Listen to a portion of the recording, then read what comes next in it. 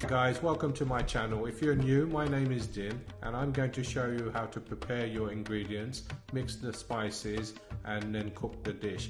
Very simple method I'm going to use, so please follow the instructions carefully. So let's cook. Welcome back to my channel. My name is Chef Din and I'm going to show you today how to cook a mushroom bhajee. This is one of probably the most popular side dishes on an Indian menu, and we used to sell lots of mushroom bhajees. So these are the ingredients you'll need. So let us begin to cook. First, in your frying pan, put a good couple of tablespoons of oil. Don't worry too much about the oil. I'm going to show you a method how to take the oil out before serving. So in this, put your mushrooms, and what we're going to do is basically cook the mushrooms out a little bit, as you can see.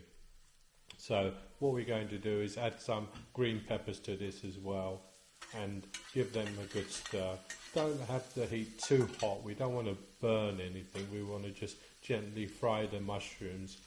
Add some salt to it, probably about half a teaspoon of salt, because the mushrooms are raw, so it needs some salt here. So give it a good stir, add a little bit of garlic as well, add some more oil, but as I said, don't worry about the oil, I'll show you a method to take the oil out, but we need the oil to give the bhajee texture and also flavour. So give it a good stir and keep on shaking the frying pan like you see, so the mushrooms are kind of frying in the oil evenly. This is a really nice dish and goes well as a complement. So I'm going to show you how to cook the perfect mushroom bhajee. For this you will need my Bhuna Onions, which I've shown in my other videos how to make. So make sure you have the Bhuna Onions ready as well, because that is the most important to make bhajees. So add about a teaspoon of spice. To this add the Bhuna Onions, about 2 good chef spoons of Bhuna Onions. Give that a really good stir. And then add your methi, a good heap spoon, probably about a large heap teaspoon, and some fresh coriander as well.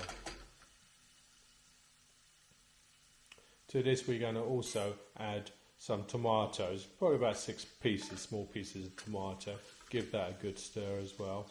And then add some gravy, your base gravy. You have my recipe for the base gravy, so just follow the instructions and cook the base gravy.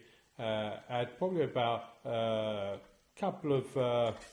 3 chef spoons of base gravy, as you can see. So it looks like this.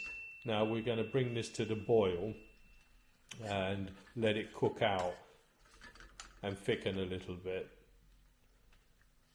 Mushroom bhajees were probably one of the most popular side dishes on my menu, with sagalu and taka dal as well. So let it cook out now, as you can see, and I haven't edited the film because I wanted you to see how long it actually takes to cook. It's only like a 6-minute process to cook the mushroom bhajee.